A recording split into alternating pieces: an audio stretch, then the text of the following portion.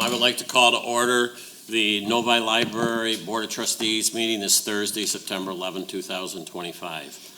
I'd like to ask those that can stand to stand for the Pledge of Allegiance.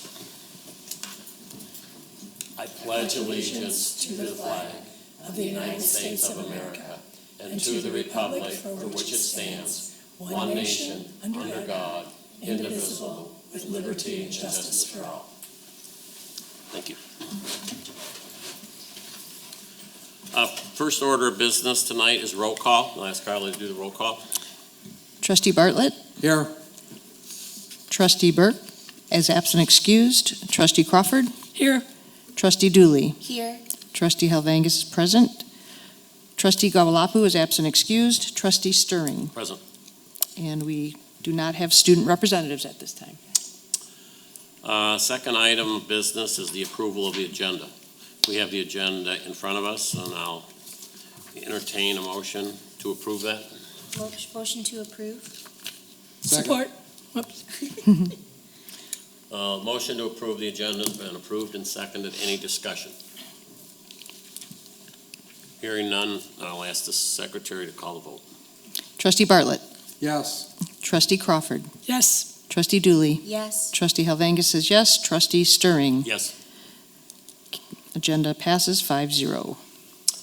Next item of business is the consent agenda. The consent agenda consists of two items. The minutes of August 14, 2025, which is a regular board meeting, and the claims and warrants of accounts 271 and 272 are respectively listed in pages 5 through 10 and 11 through 12 of our handout. I'll entertain a motion to approve the consent agenda. Move to support. I'll second. It's been moved and seconded to approve the consent agenda. Any discussion? Hearing none, I'll ask the secretary to call the vote. Trustee Crawford. Yes. Trustee Dooley. Yes. Trustee Helvangus says yes. Trustee Stirring. Yes. And Trustee Bartlett. Yes. Motion carries 5-0. Presentations. We're honored with two presentations tonight. I'd like to turn it over to Julie. So thank you for this opportunity. It is the time of year when we recognize our staff for some amazing awards. These are awards that we look for the colleagues to nominate each other at the library. The first award is actually done by our management team, and then the rest are by all the employees, and the opportunity to do that for people at the library. So I will ask the following to come up. Kristen Abbott, Denise Woods, Jen McCardle, and Marianne Zermulin. And not everyone could make it this evening. So thank you for joining me. This is Jen, and this is Denise. This is the Above and Beyond Award.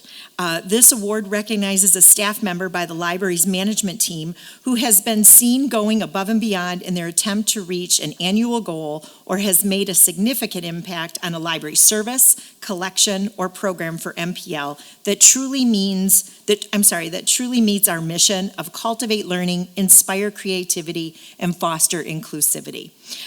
Kristen Abbott, who's not here this evening, but I'd love to read what a staff person wrote about her is, Kristen is constantly and consistently handling not only her staff and their day-to-day problems, but she handles all communications with the IS staff as well for all their ordering needs. She additionally strives to make sure that all processes in tech services are running smoothly and efficiently as the backbone of the library. Next is Denise Woods.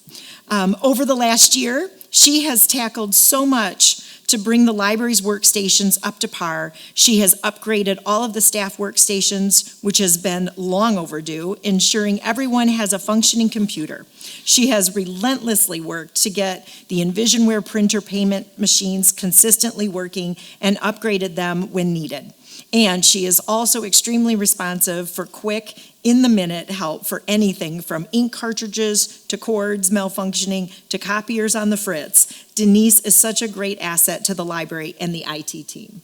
Thank you, Denise. Next is Jen McCardle. Jen is an outstanding asset to the youth services team. She consistently provides creative, educational, and inclusive programs that ensure all children can participate. Her Saturday story time became so popular that an additional session had to be added to meet demand. She has collaborated with staff to develop meaningful programming for Novi High School students with special needs and extended her commitment to inclusivity by offering an adult program on inclusive employment awareness. I know that Novi's families truly appreciate her dedication to her craft and the passion she brings to her work. Jen is a great example of reaching out to special needs patrons, which cultivates learning and fosters inclusivity. Thank you, Jen. And then Marianne Zermulin. Marianne has an awesome skill set for project management, and this year she showed her strengths and talents when working to secure the new vendor for the library's automated material handling system. She designed the RFP process, which was new for this type of technology since the building opened in 2010, and was first initiated by building consultants, which she had to research other libraries and what they had done, and improved the process from there. She led the process for the bid awards, including vendor demos and gathering of additional information for the staff, and then the board to make the final decision on the company that was approved.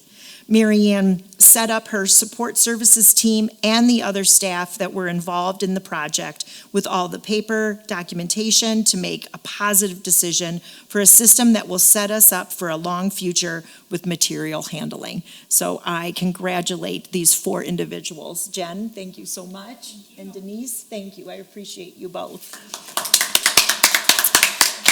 Thank you. We gave out our certificates at our professional development day this year because we made it a surprise event and the staff didn't know until they were announced at the actual day. So that's why I don't have my certificates with them. They're already in hand. The next award is the Customer Service Award. And this award, I'm going to ask Shang Yu Chang to come down. Thank you, Shang Yu. This award recognizes a staff member that has provided the most consistent and most positive customer service to our MPL patrons or staff members over the past year. This person always greets patrons with a smile. The staff person goes above and beyond to assist a patron or fellow MPL employee, and this person is calm in chaotic situations. Shang Yu Chang is so good at greeting every patron with a smile, wave, and hello. It seems like he makes a real effort to connect with each person who enters the building, which helps create a welcoming and inclusive environment. Shang Yu also consistently provides every staff member who walks past the circulation desk with a friendly greeting. He is always the epitome of politeness in his interactions with patrons and handles tense situations with calmness and understanding. His professionalism, patience, and positive demeanor create a welcoming environment and reflect the highest standards of customer service. Thank you, Shang Yu. We actually had honorable mention for that, and I'd like to shout out to Amy Crockett, Austin Weberly, and Josefa Casas as well. Next is our Community Champion Award, and this goes to Elizabeth Kopko, and I know Elizabeth is not here today. This award recognizes a staff member that has put themselves out in the Novi community and has worked with a resident, a Novi group, a Novi business to champion library services and build library connections with NPL.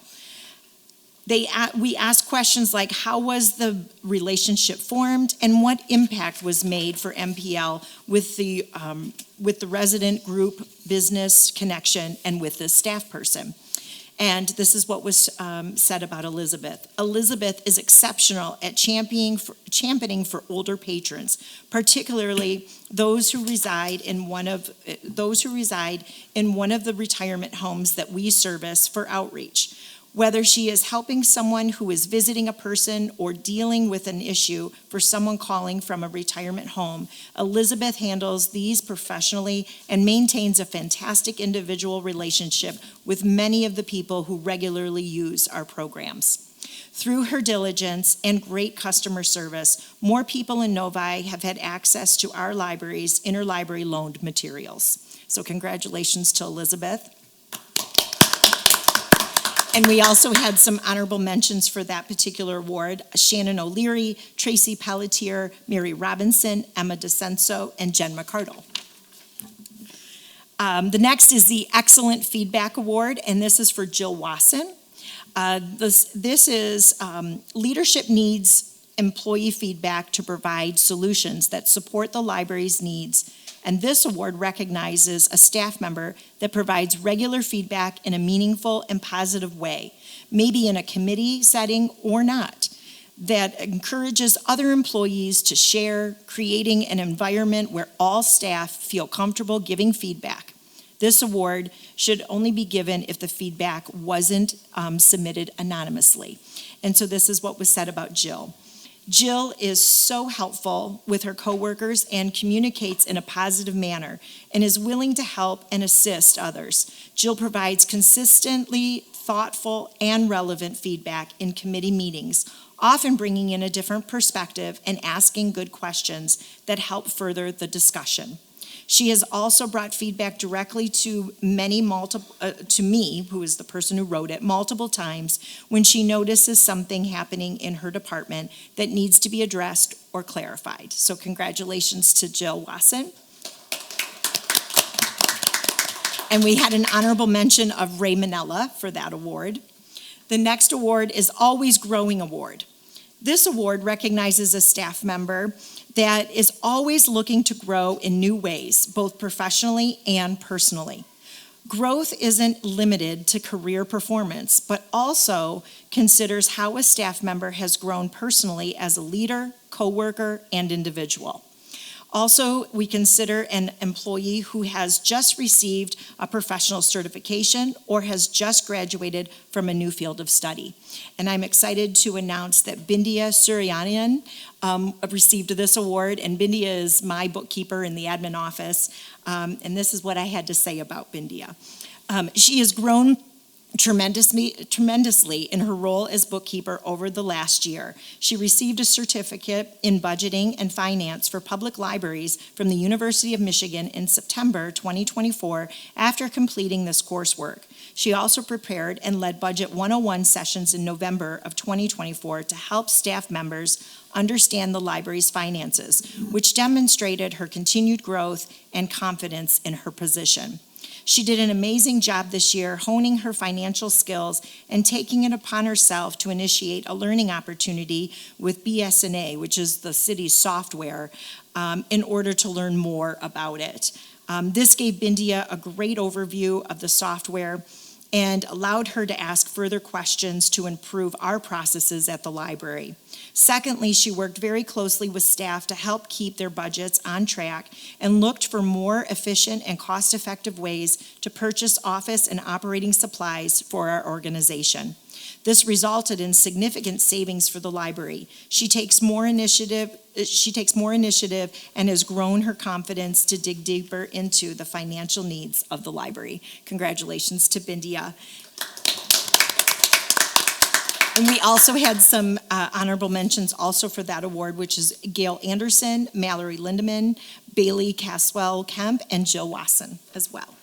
The next award is the Innovation and Creativity Award, and I'm going to ask Mallory to come up. So this award recognizes a staff member who innovates or develops a creative solution to address new or existing problems, or who has significantly improved a process, system, operation, outcome, resource, or service for internal or external use at our library. Mallory Lindeman is being recognized.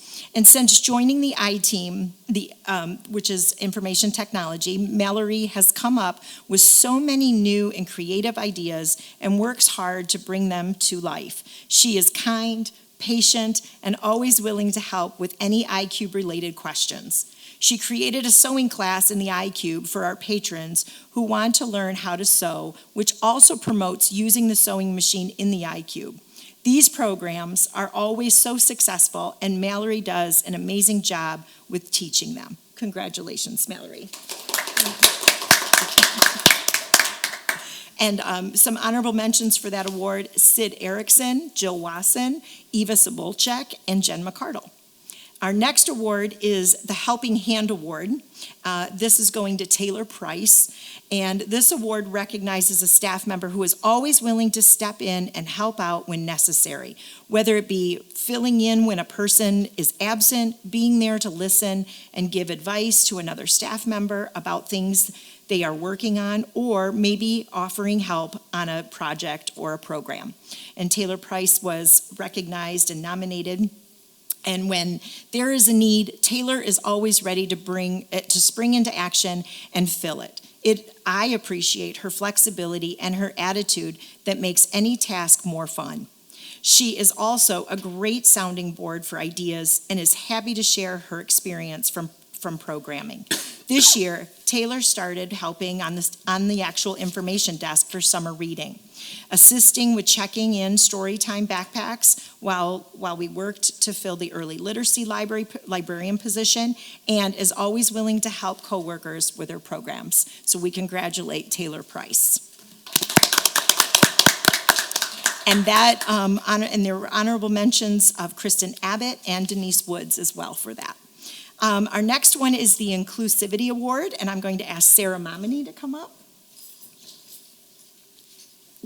This award recognizes a staff member who always makes patrons and staff members feel included, welcomed, valued, and appreciated. They give credit where credit is due and make others shine. We wanted them to tell us about a person that does this and what makes this unique to them at MPL. And this is what was written about Sarah. From Sarah's first day here, she has gone out of her way to get to know all of us and always shows her support to all staff members. She is wonderful in including us in the question of the week, and her smile is unforgettable, making everyone feel recognized and respected. Thank you, Sarah. And the honorable mentions for that: Jen McCardle, Emma DeCenso, and Austin Weberly. Our next award is the Exceptional Listener Award, and Dana Van Oost is receiving this award. This award recognizes a staff member for their ability to actively listen and demonstrate empathy, understanding, and a willingness to engage with others with others of different perspectives. Whether it's a fellow staff member or patron, this individual's strong listening skills support effective communication, teamwork, and problem solving at MPL. And this is what a staff member wrote about Dana. She creates a welcoming environment where it is easy to bring a question, concern, or suggestion to her and know it will be heard. She gives her full attention to whoever she is working with, be it a patron or staff member, and always responds thoughtfully. She is an exceptional listener who is always willing to engage with others on various topics. She is kind and empathetic to others' issues while being supportive. So thank you to Dana. We appreciate her. And honorable mentions for that award is Denise Woods, Jen McCardle, Marianne Zermulin, and Jeff Smith. Next is the Team Player Award, and this is going to Joe Plosky. Joe just recently left us. He was part of our facilities team, but I really do want to read this because he sure was a big part of our team. This award recognizes a staff member who holds the team together, offering support, fostering effective communication, and recognizing the contributions of others. This individual celebrates and encourages collaboration and camaraderie across the organization, highlighting the importance of working together toward common goals. And this is what was said about Joe. Joe is the glue that holds MPL together, working across departments to ensure programs run smoothly and that both staff and patrons feel welcome and supported. He consistently checks in with staff, brightening days with his jokes while offering help wherever needed. During one of my events, which this staff person says, Joe went out of his way to ensure presenters with intellectual and developmental disabilities to feel comfortable and valued, demonstrating his commitment to fostering a positive, inclusive environment for all. If you're ever having a bad day, just go talk to Joe and he'll make everything better. And we definitely miss him. He's already left. He took a full-time position with Farmington Community Library. So, Joe, we thank you. And there were some honorable mentions for that award as well, which is Emily Brush, Lori Lowry, and Kristen Abbott. And so I just want to take a moment because I think we have just an amazing team. This is an example of, excellence and what's coming out of it, but I think we all work together very well, and we've got a fabulous team. And I want to thank the board for the support that you give us. I do appreciate it, and I'd like you to join me in one more big round of applause so that we can thank all of them.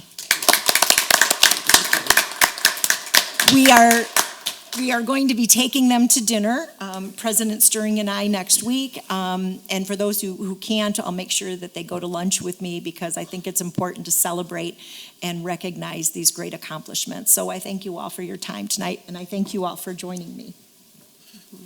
Congratulations on all your awards. I'm sure they're well-deserved. And this is kind of a special night for the board that we get to see some of the team members that make our library so successful. We don't see you every day. We don't see you that often, but it's great to see you up here. We get to recognize you, and thanks for making our library one of the best in the area. Thank you. Congratulations.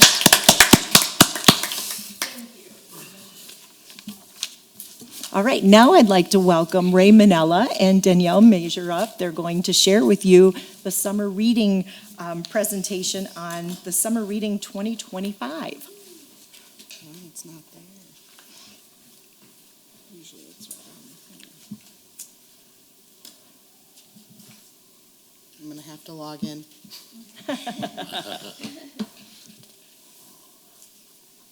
Don't show us your password. I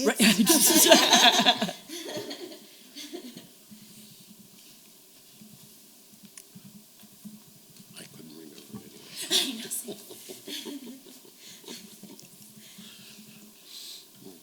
See if I typed it right. Okay. Yeah. Oh my, right? All the things you have to go through. All day at work, that's what I have. Oh, really? So, Yes, it's me. 45. Yep, that's me. Still me. Sure. Right? Okay. Go away. I just want one thing. There it is. There you go. Great. You did really fast, by the way. Yeah. Oh, thank you. So, as Julie said, my name is Ray Minella, and this is Danielle Mazer, and we're here to talk about the 2025 Summer Reading Program, and the theme this year was Color Our World. And so first off, how do we get the theme for every year's summer reading program?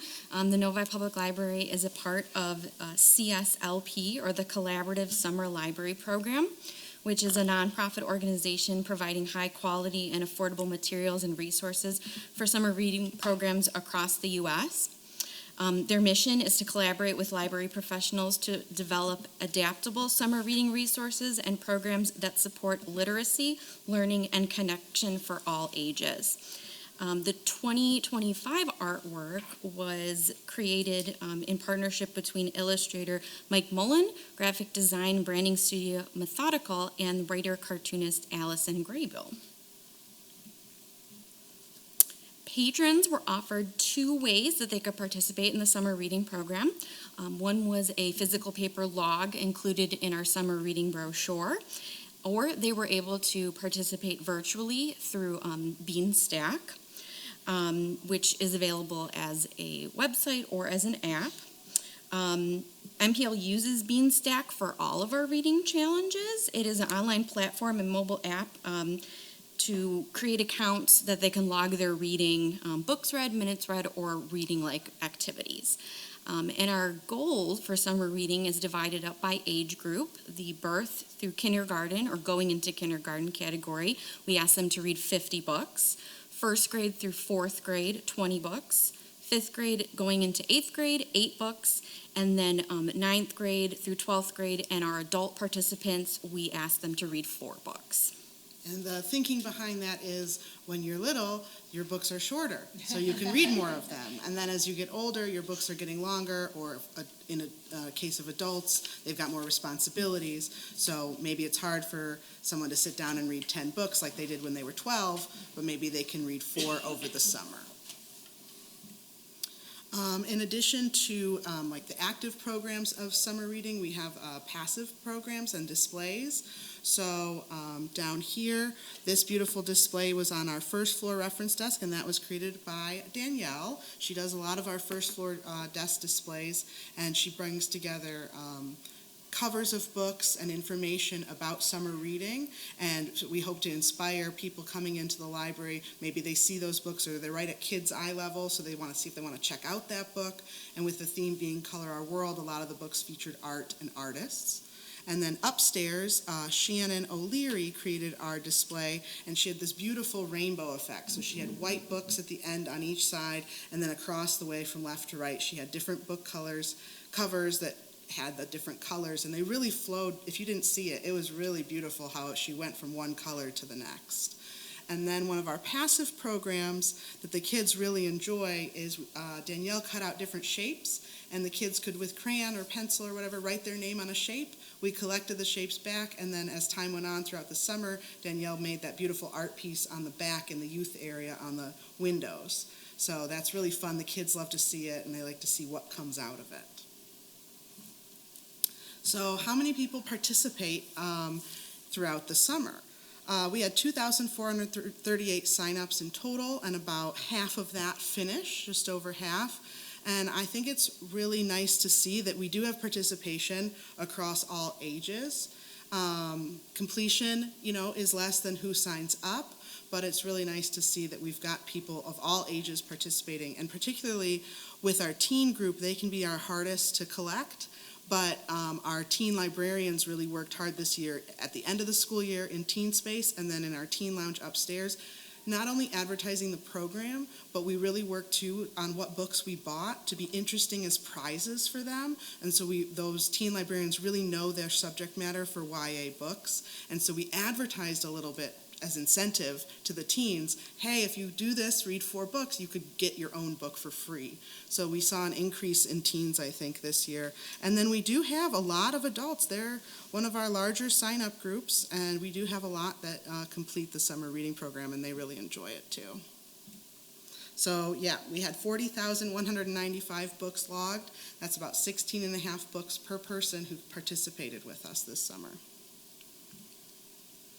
And probably one of the favorite things of the participants is the prizes.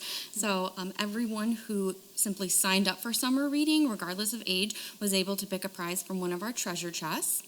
And then the completion prizes did vary by age group. So from birth up to 12th grade, everyone received a book. For adults, we didn't have a book cart, but we did give them 2 $1 Book Nook coupons. They could pick the book out that way. All participants who completed summer reading received a Michigan State Fair Pass, which was very popular.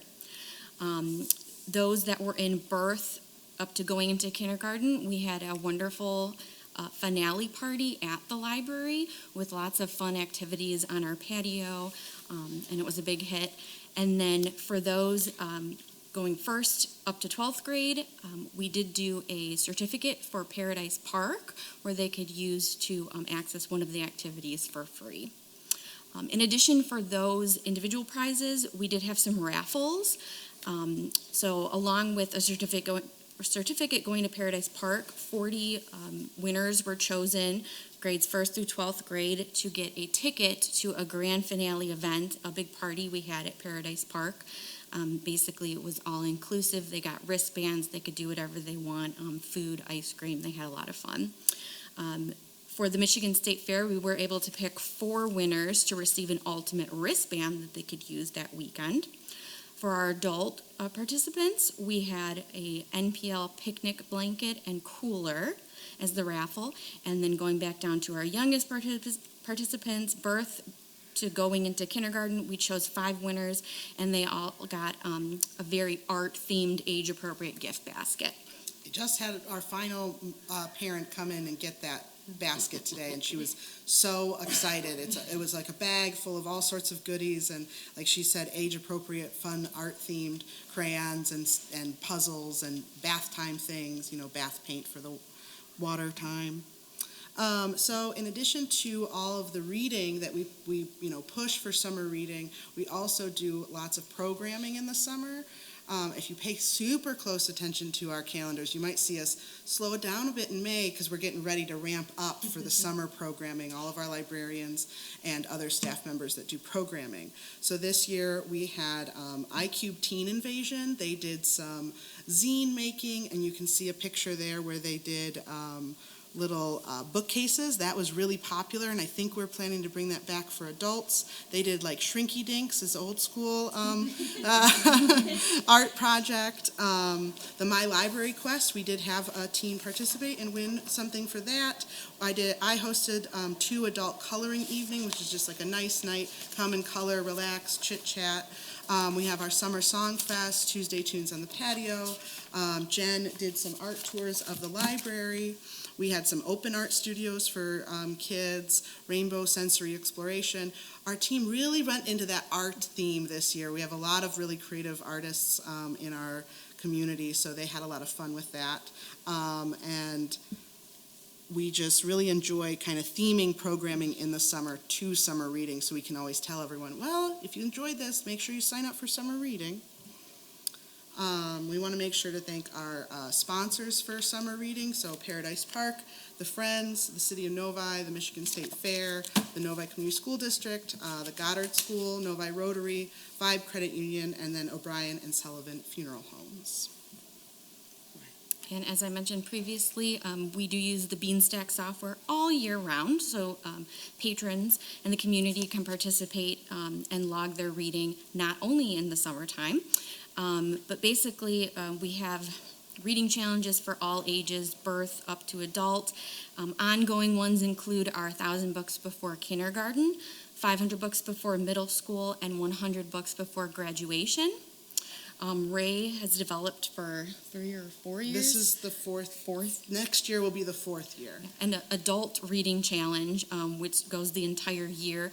This year it's a bingo card with 12 different challenge activities to complete and some great prizes to win too. Currently, for September, as Library Card Sign-Up Month, there is a scavenger hunt challenge available as a paper log and also online. And I thought I'd just add in there, coming soon in October, there will be a Hollow Read Around the World challenge. Thank you. Thank you very much.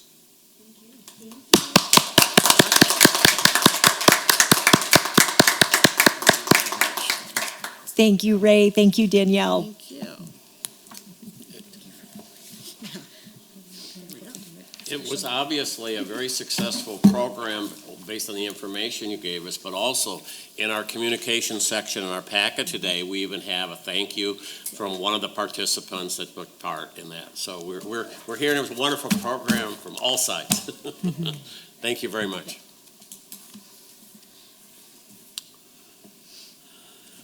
Next item on our agenda is public comment. In order to hear all citizens' comments at a reasonable hour, the library board requests that speakers respect the 3-minute time limit. This is not a question and answer session. However, it's an opportunity to voice your thoughts with the library board. Citizens must state their first, last name, and address if they wish to address the library board.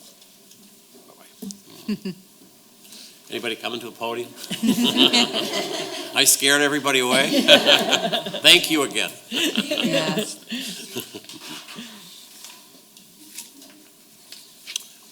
No citizens approaching the podium. We will move on to the next section, which includes reports. No student representative report tonight.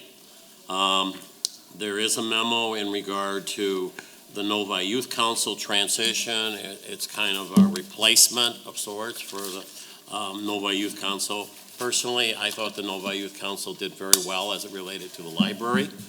And I'm, in one sense, a little disappointed that it's being discontinued, but I think that the Novi Youth Council will be a new experience and as successful as well as what the Youth Council was.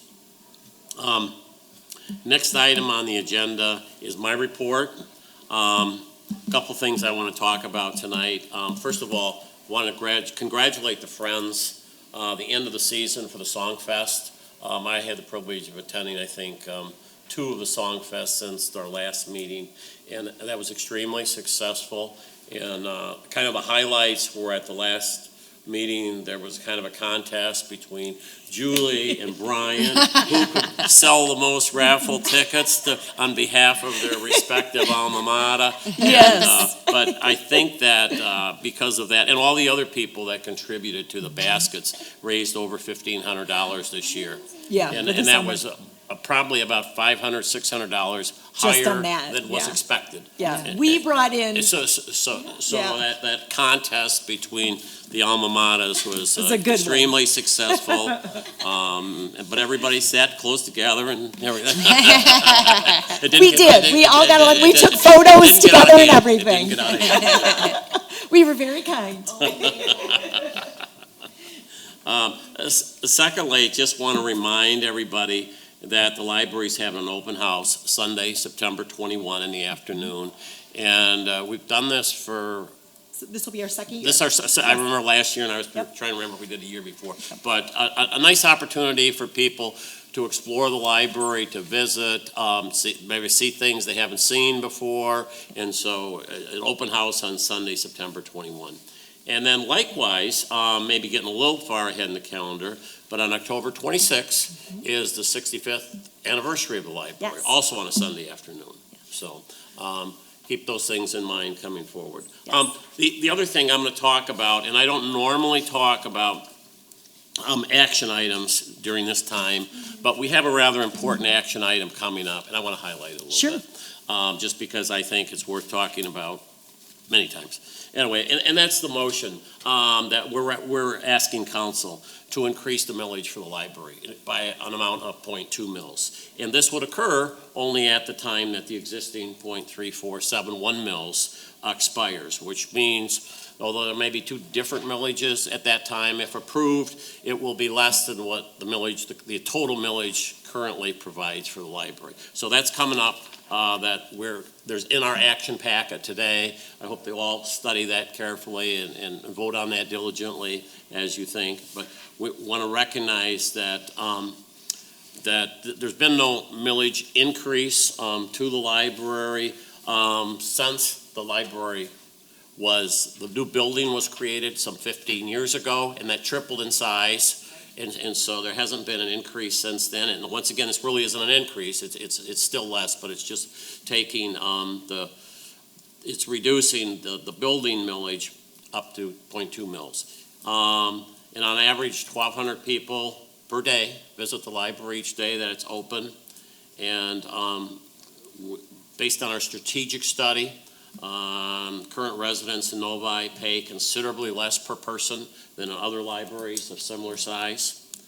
And that this all kind of ties into a reserve capital study that was done and that's included in our handout today, that we were able to get a very reputable reserve consultant to anticipate the library needs in terms of capital, building replacement items that's going to occur over the next 25 years. So, and that ties in to the 0.20 mils that we're requesting council to approve in the future. So anyway, that's, like I said, I don't normally talk about action items here, but I thought this one's an important one to highlight, and we'll deal with it later in an action item, but I wanted to give a little added emphasis to this one tonight.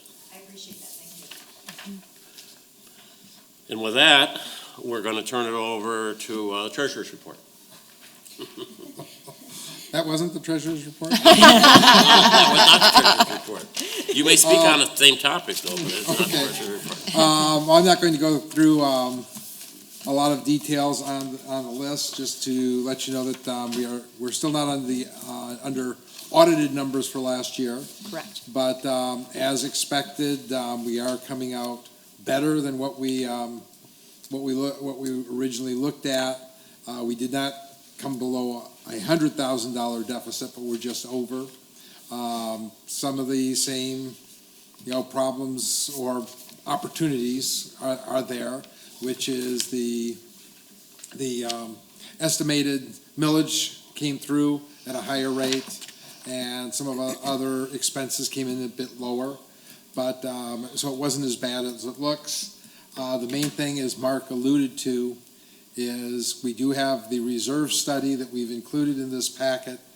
The reserve study is meant to give us a feeling for what the library needs as it's 20 years old and older. Some of us, I know personally, owning a 30-year-old home, you have a lot of things that need to be done. If for those of us that are around old enough to remember the old library, we couldn't put collections everywhere because the old library was built in segments. And there were areas in the old library that had to be kept clear because when it rained hard, that's where the buckets had to go.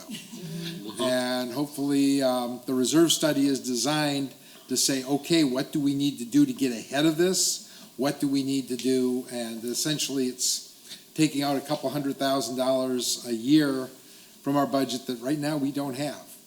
So that's, we'll get into details on both those things, as Mark mentioned, a little bit later, rather than do, run numbers through everybody right now. So, thank you. I apologize in the sense that I jumped ahead a little bit to That's your all right, treasurer's that's all report. right. But I want to go back to other trustees if they want to say anything in terms of usually give the other trustees a chance to talk about what happened this past month or what's coming forward. And I jumped out of order when I recognized Brian. So I'm going to backtrack to that if I may. Everybody had anything they want to report?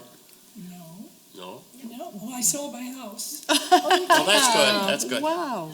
Yeah, but that's, that took a lot of time. Wow, I guess. That's a big deal. Talk about a house, That's I right. mean, you said 30 years, we've been ours 55 years, so Wow. it's a long time. Yeah. And there's a lot going on. Yes.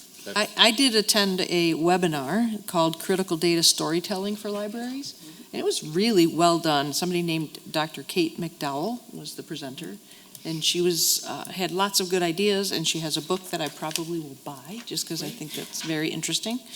But if anybody's interested, you can access it. It was just, I thought, very interesting. I enjoyed it, especially given what we're coming up against soon. Yes. Anybody else? Okay.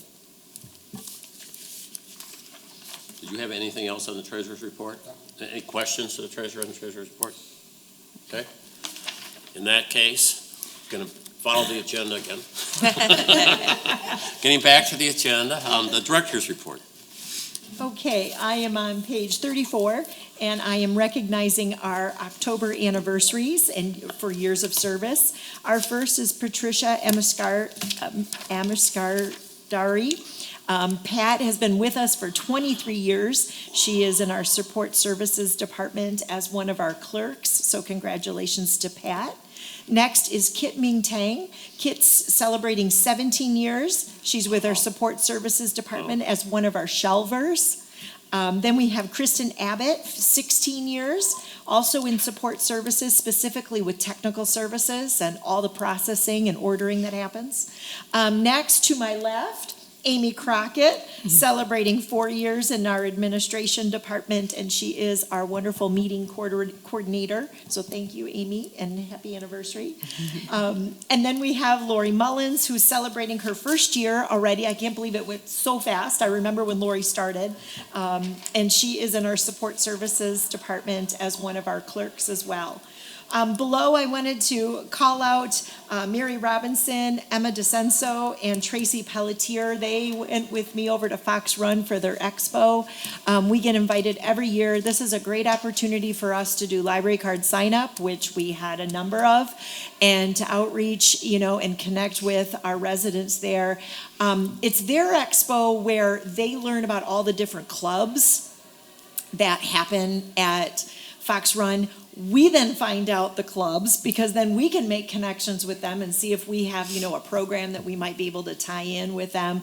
We get to meet some of the residents that are coordinating or maybe chairing it, and making some great networking and relationships that day. So it's always so worth it for us. We're there from 10 to 2. Best 4 hours for us, because we get pretty much access to hundreds of residents. We also get access to people who are coming in and looking at wanting to move into Fox Run. And so we actually run into our patrons who are then going to be like, yeah, we're on the waiting list. We think we're going to live here. And we're like, this is great, because this is what we do for you when you move here. So it's just always a great day. I want to thank the staff that joined me, because they helped with downloadables. They go ahead and they try to help residents if they have questions that day, and also connect with different services. So it's such a huge opportunity for us to be there. And we will do the same for other, senior communities as well. Just call us. We're happy to do it. Following is obviously all the information I provided, and we did our wonderful recognition of awards tonight. And again, I just want to call out just a great team that I work with. And then I put in here, really just for informational purposes, I did have a question, which I thought was a great one, from Trustee Burke. She had thought maybe there was a needing for a policy to be approved. There isn't. Page 39, this is the customer service policy. There were no recommendations for changes to the current policy. But then what you see from there is a wonderful plan put together by our staff, working with a consultant, for how we're going to tackle customer service over the next couple years. And we do this every few years, just to see what's working, what's not, how can we improve with working with the community and with people who visit us.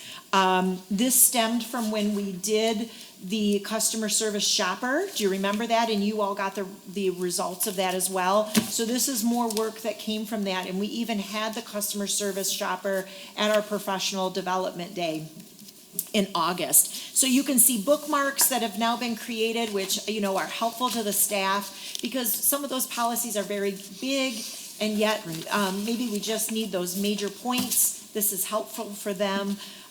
So a lot of work. I'd like to call out the committee, and who has done a ton of wonderful work. Lori Lowry, Amy Crockett, Bill Bebenek, Ray Minella, Jen McCardle, Denise Woods, Eva Sobolchek, Jill Wasson, and Joe Plosky. They all contributed and then presented at our professional service day to give some highlights and some main key points. One of the things that's going to come from this, from a management perspective, is I've asked Lori, because this happens a lot. You get a plan, thanks so much, we did the work, and you put it over here and it's like, done. I asked Lori that this become a topic once a month with management that we can talk about, and is there anything that we should look at to change or discuss or help the staff with. And so it'll become a component of our management team once a month, and then we'll share out things to the staff as well. So I want to thank this team for all this hard work. They will continue to meet once a month and check in and see if there's other things that we can assist with and make better. There's always room for improvement. We all know that. I think the field we're in, it is about change. We're constantly evolving and changing in what we do, and so this is a big part of that.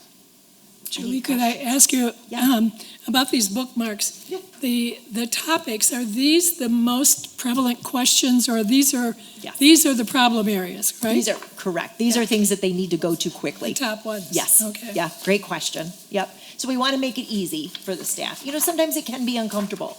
It can be hard, and not everybody is comfortable, having to say no or handle something. when it can be heated or it can be concerning. And so How will they use these? how will they, Yeah. if they know that it's there, they can use it quickly with having language sometimes. I Do see. you know what I mean? Yeah. That you can quickly get to. They can always go to the policy, but if they know they can start with this, then that helps them even then get to the policy sometimes too. You just sometimes need some finders, you know what I mean, and pathways, Okay. yeah.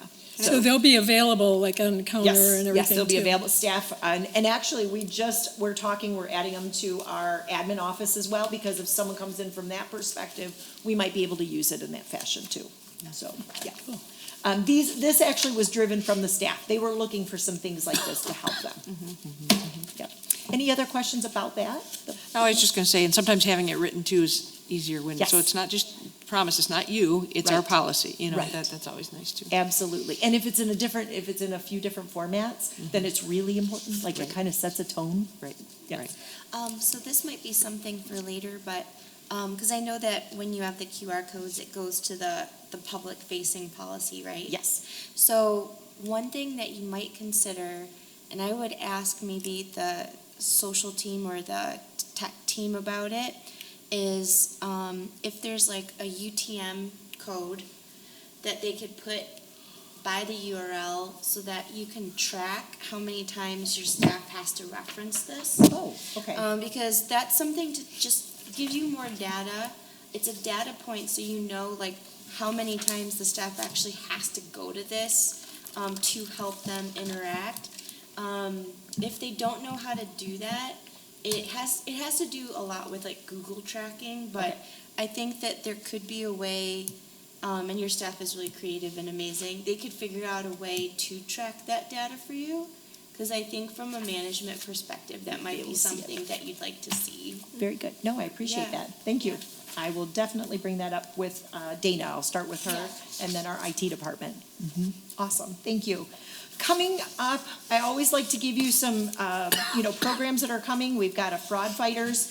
This is a partnership with Vibe Credit Union, and we also do work with our Novi Police Department as well to put some of these programs together.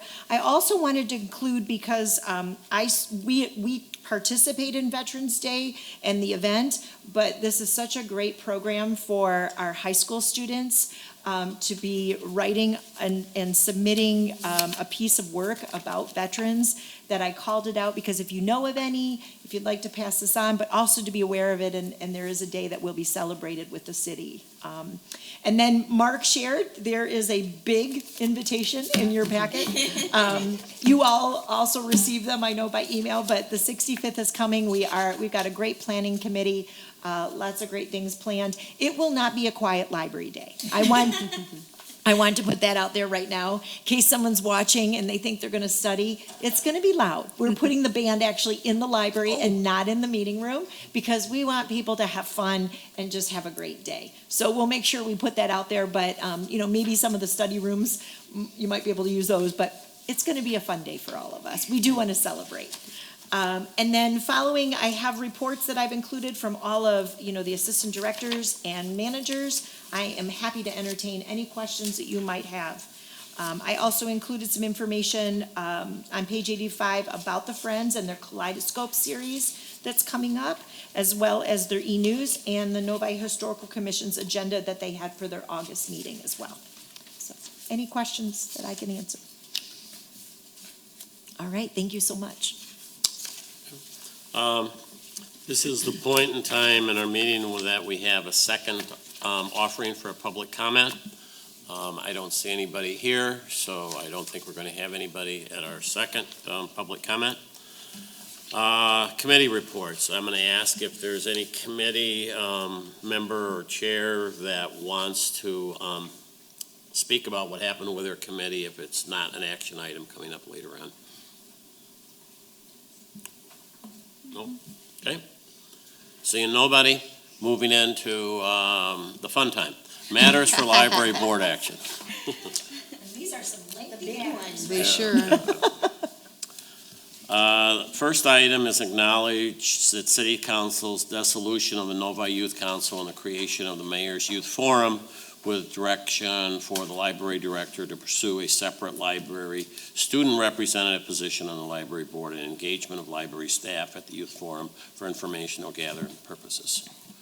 I'll entertain a motion for that so we can discuss that. Motion to approve? Second? Matter has been moved and seconded. Any discussion? When I was reading through the materials, I shared Mark's sentiment too. I was like, oh no, that's too bad. Because we love having our students here. I agree. So I'm super glad that you're pursuing a different Yes. way. And I was just wondering if you wanted to share kind of your vision of how you want to go about recruiting, since there's not a funnel through council anymore. Right. I think we have a really good funnel, actually.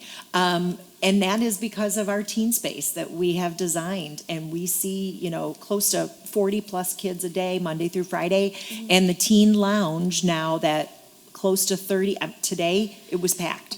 30-some students sat in that space today.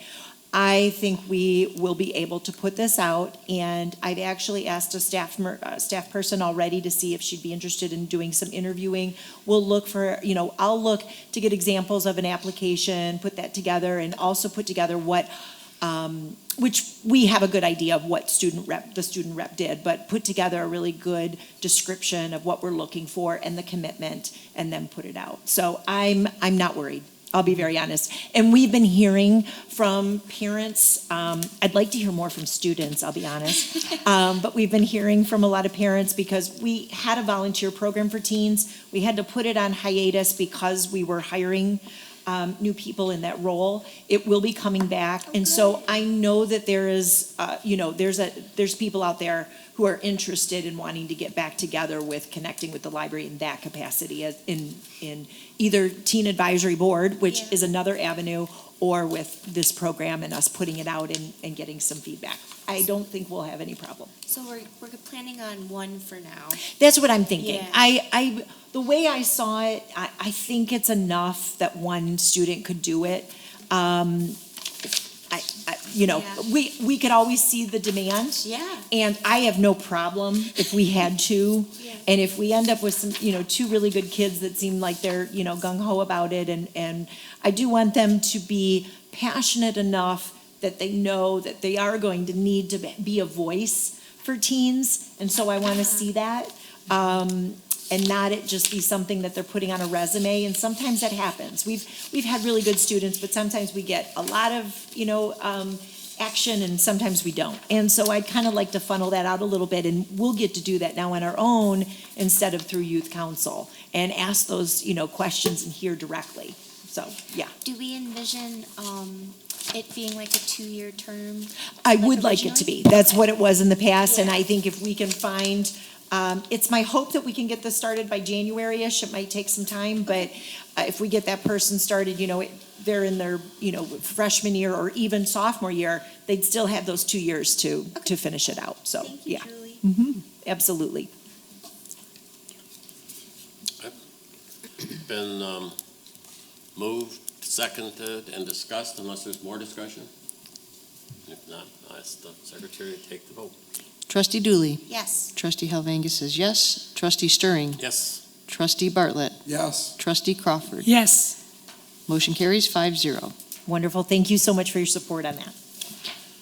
Second item for library board action is a recommendation from the Building and Grounds Committee to approve a not-to-exceed amount of $100,000 to renovate the library's main entrance with a new door system to reduce the effects of the winter weather by nearly 70%. This amount will be expended out of the 272 account. I'll entertain a motion to that effect. Move to approve. Support?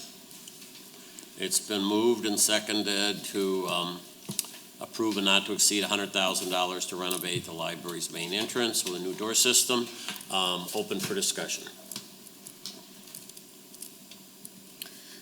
So when I was reading through it, and I know we're recommending to not exceed the 100,000 versus the revolving, I was kind of wondering what your perspective was, Julie, on going with the double swing instead of the revolving? There were a couple things that at the end, when we got to our final discussions, one, accessibility, I was a little more concerned with that with the revolving. We see a lot of different users of the building where I think that might be a little cumbersome and difficult. Families with carriers and strollers, wheelchairs, walkers, those types of things. And even though the revolving door would provide another door for access, I just saw that it might be difficult. And so that was one thing that I raised concern about. The second was we have a large teen population and we love them. But I think they might have fun with the door. I do. Yeah. And so I don't want to create something where, there's this consistent moving in and out of it. Yeah. And we get a high volume. And so I just would like to make things more seamless and easier to come and go. I got feedback also from our support services department where, they're the ones sitting there, and even that they saw might be a better solution. Okay. I know that there's a change percentage-wise and how we might cut down a little bit of that weather in the lobby, but we were assured by our architect that this 70% would also be a very good recommendation to do this. So either one would have been very good. But I just see some of those things as just a little more concerning for me. So like when I'm reading the diagram, is it gonna be like the double swing to enter the vestibule, but will we still have the secondary? No, they're both, what you'll do is if you're entering in one side, which is the right side, Oh, yeah, it'll open just that side. So Okay. those doors will go in like this. okay. And then as you're leaving, those doors would open and come out this way. So Oh, you're doing, okay. yes, you're doing that back and forth. It's not opening together because that's really the That's biggest what the issue. issue right? was, yeah. Having all that, right, come through. Yeah. So it's minimizing by half Oh, and then taking that approach in. There will also be, if you had this question about accessibility, we will have the push button accessibility there for easy entry for our patrons that visit as well. yeah, because Yeah. I think one of the things you highlighted was if it was revolving, you'd still have to have You would, doors anyway. yes. So this is just like centralized? Yes. Okay. It's similar to what the city has here. Yeah, okay. We don't have the approach the city does, Sure. but the doors would work the same way. Okay. Yeah. Thank you. And we would still be able to keep, as far as I know, the heating systems and stuff that are currently in those vestibules to There. still help. Yeah. Okay. And the revolving doors was a more major retrofit in terms was. of what had to be done, and of course, more That's why it's expensive. more Yeah. expensive. Yeah. And there was some question about some of the pavement and stuff too. We still have that in here, but the cost is less. Yeah. I'm glad you're not gonna do the revolving door, because I just recently went over to Providence, well, Henry Ford, I guess, where the nun statues are, and there's a revolving door there. Yes. And if you are a person with a cane, like I have a cane, that has the little feet on it, Yeah. they get stuck under the door. Oh, boy. And also, and if you have a regular cane, that's not a problem, but if you have one with the little feet, which a lot of people are getting now, it can get stuck under the door. And I've noticed as I watched people, especially older adults, coming in and out of the revolving door, some people couldn't navigate it. Right, You know, yeah. they're already sick when they're coming there, right? Right, They're already right. feeling bad, and it just, it sort of puzzles me why they keep the revolving door. But I'm glad we're not going to do that, because I think it is an access issue, for sure. Thanks for sharing. Yep, Yeah. you're welcome. And we have noticed, not necessarily a scientific survey, but just around here, various places that used to have revolving doors that don't have revolving doors anymore. Right. Any other discussion on the front door entrance motion? Carla, would you call the vote? Trustee Helvangus says yes. Trustee Stirring. Yes. Trustee Bartlett. Yes. Trustee Crawford. Yes. And Trustee Dooley. Yes. Motion carries 5-0. The third item for library board action is a recommendation from the Finance Committee to approve the 2025, 2026, 271, and 272 first quarter budget amendments. recognizing a transfer of funds in the amount of $241,377 from the 272 account based on the reserve study to the 271 account, and an additional $100,000 in expenditures in the 272 account for the main entrance door renovation. The projected budget years will begin to show a transfer of funds from 271 to 272 to achieve the reserve study annual contribution.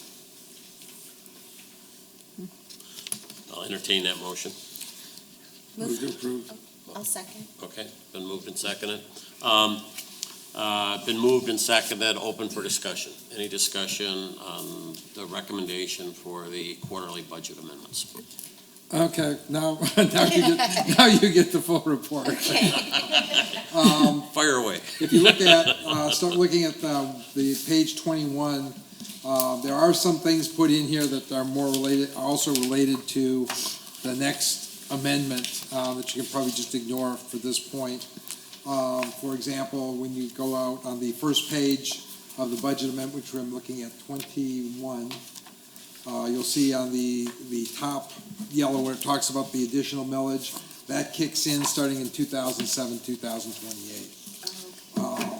But one of the more important things is if you look at the bottom of page 24, that's where you get to the unaudited numbers, where we come in for last year. Right now, we're looking at around $113,437 deficit, which is considerably off from the bit over a $500,000 deficit that we were looking at the beginning of the year. Much of that is taken up for in the modified tax revenue, which is up considerably, and some of the modified investment revenue. But anyways, that's where we're expected to finish. Also on that page, you'll see where we start seeing the transfer out starting next year. This is the effect of the reserve study. The reserve study is included in here.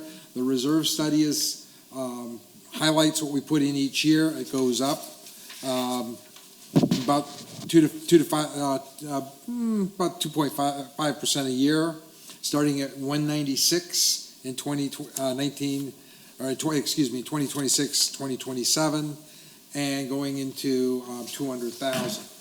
The reserve study, even though it's not in the list, is included in your packet in the back.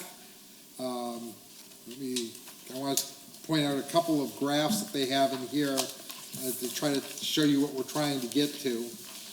And the most important one is probably on page 132.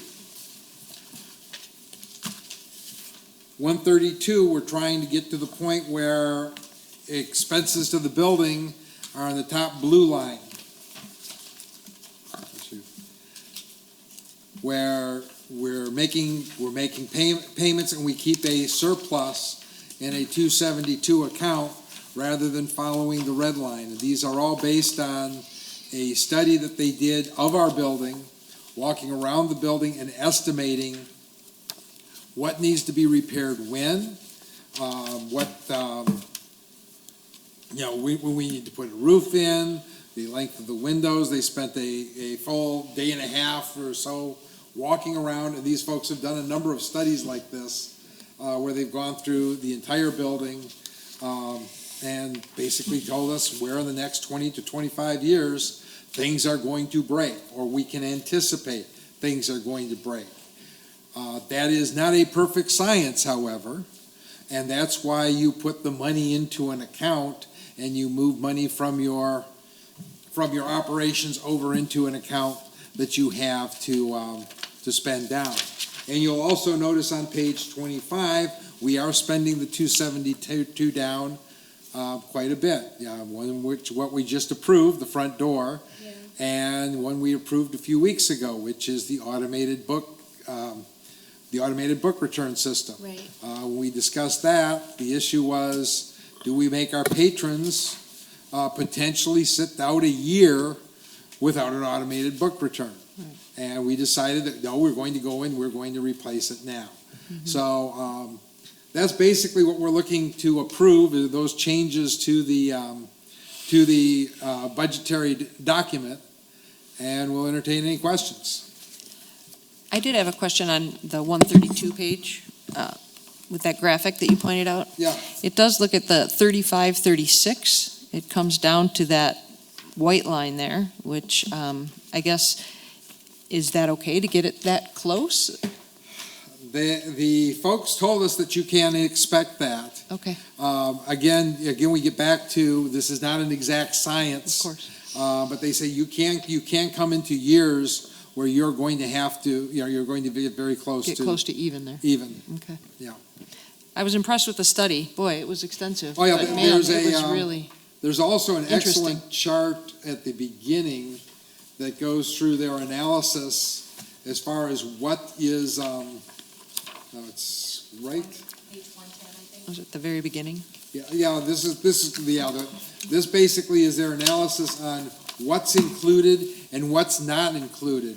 It's a great decision tree where they go by and say, okay, what do you have to be concerned about, and what should be an annual expense?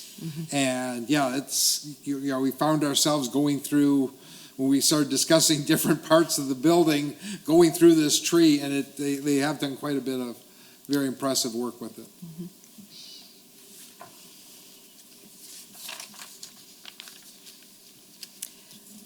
If I could make one note, I'd like to thank City Councilman Dave Stout. He was the person who actually put us in contact with this company and suggested that we go through this process. So I appreciate that. Yeah, very helpful. This is very helpful.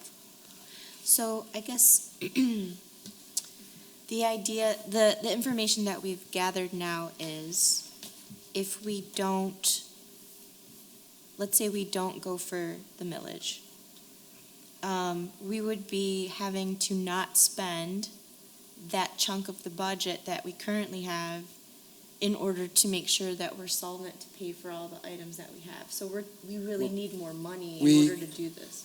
Yeah, we're kind of segmenting, approving these I know. before going. But I need to like semantically lay it out very simple. The actual line items Yeah. from the reserve study. Yeah. You get right now, the 196, 201, it's money, I mean, we would be putting money on our balance sheet and just saying, here's a negative number. Okay. And we can't, when push comes to shove, we can't fix the building with negative numbers. Yeah.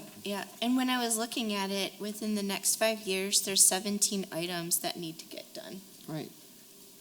I started to Yep. highlight. So did I. Yeah, Oh, I yeah. did. I was I like, did. there's Double- 17 Yeah. in the next 5 years. Yeah, and again, these are not an exact science. Yeah. They don't need to be. Predictions, right.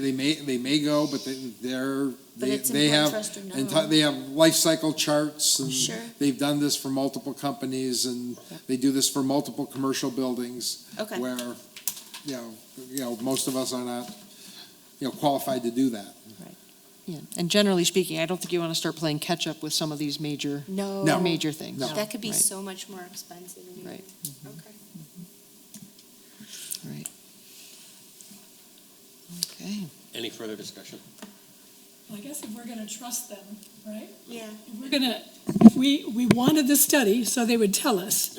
So we really, I don't think we have any option other than to go forward. It makes sense that we would set aside this money and then, hopefully we can manage to go on for a while without having to replace anything big, but it doesn't make sense that we're not planning for it.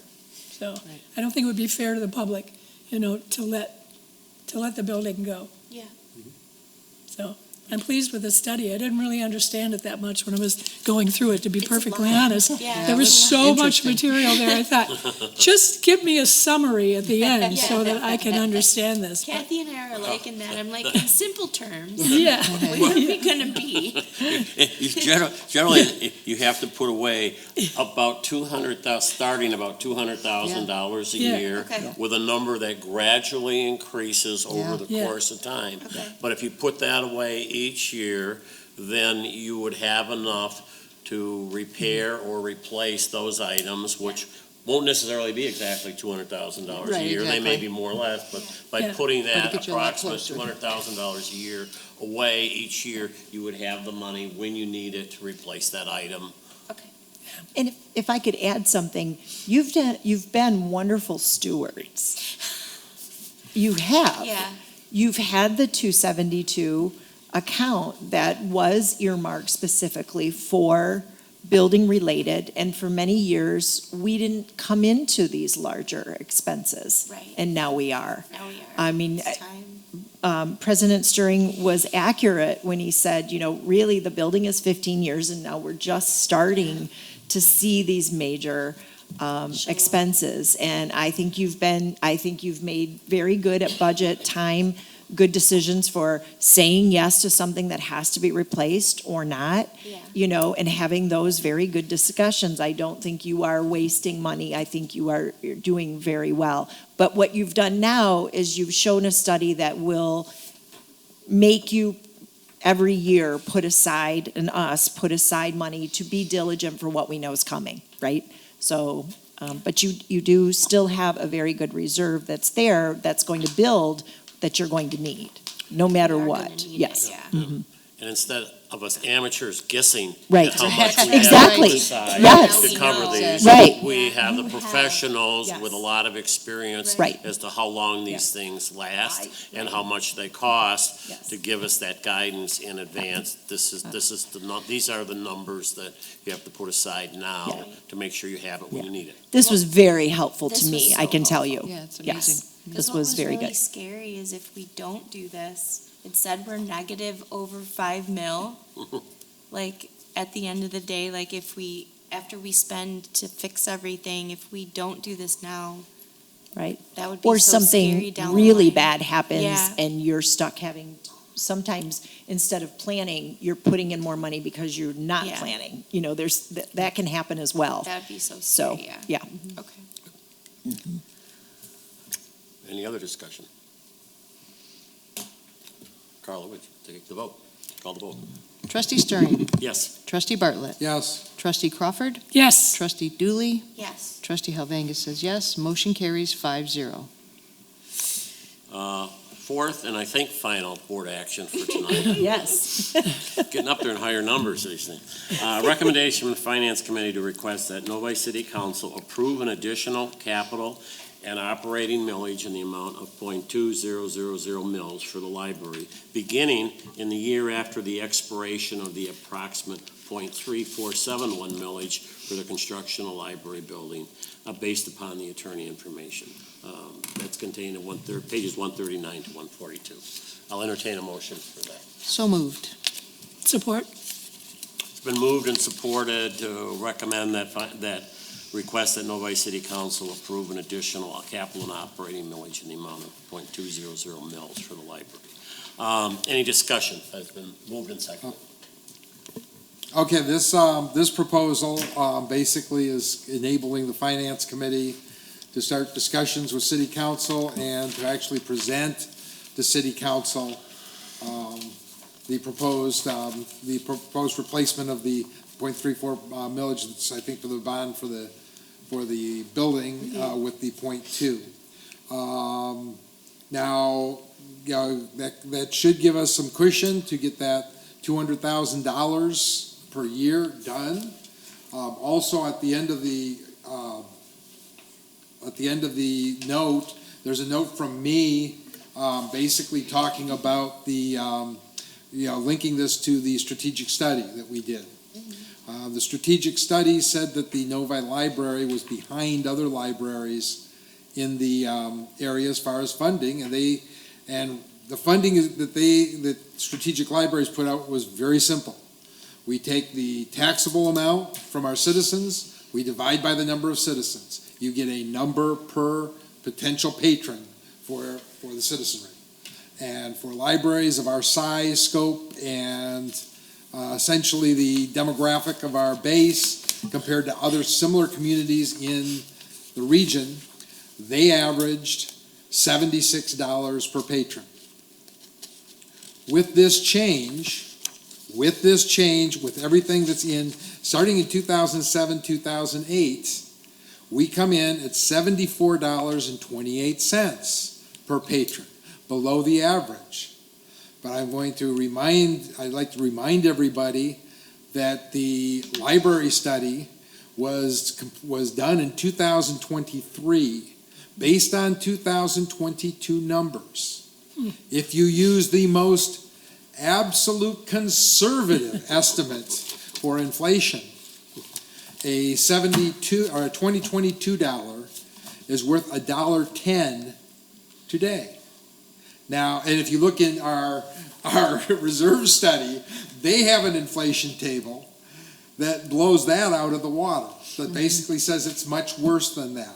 But even at that, so at that inflation level, as you see that $76 per patron, just moving up with normal millage rates, like every other community, like we see, that $76 without doing a new study today easily translates to $83.60, which means at $74.27, we are still going to the voter or to the public and saying we still plan on taking fiscal responsibility of your library and delivering you services for 10% less than other folks around the area, which I believe is a real good message. So.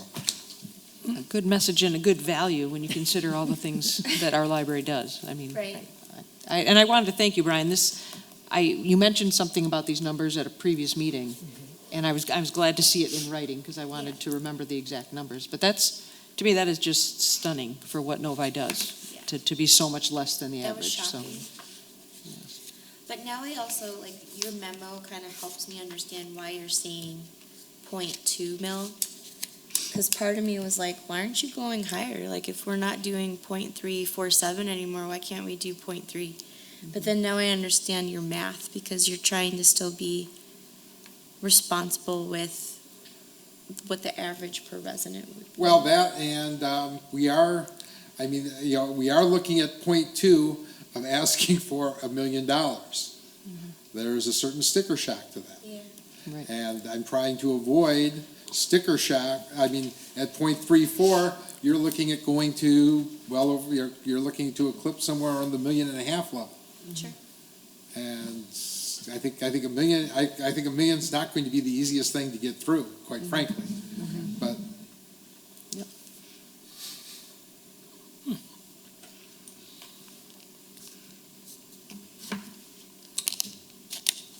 Any further discussion? Good summary, Brian, good summary. Yeah. I guess I'll ask Carla to take the vote. All right. Trustee Bartlett. yes, Trustee Crawford. Yes. Trustee Dooley. Yes. Trustee Helvangi says yes. Trustee Stirring. Yes. Motion carries 5-0.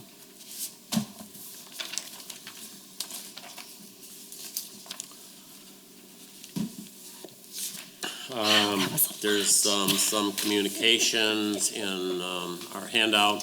One I alluded to before, very complimentary about the summer reading program and how successful it was. Someone else, found out about a library closure, although it acknowledged it was in a spam mail. And so I think we're doing all we can do, and we're notifying people in advance, and sometimes those things happen, but I think that we don't have to change our policies, even though this unfortunately happened Correct. to this person. So, no closed session is scheduled. I would entertain a motion for adjournment. So moved. Support. Okay, can we do it? Show of hands? I. Aye.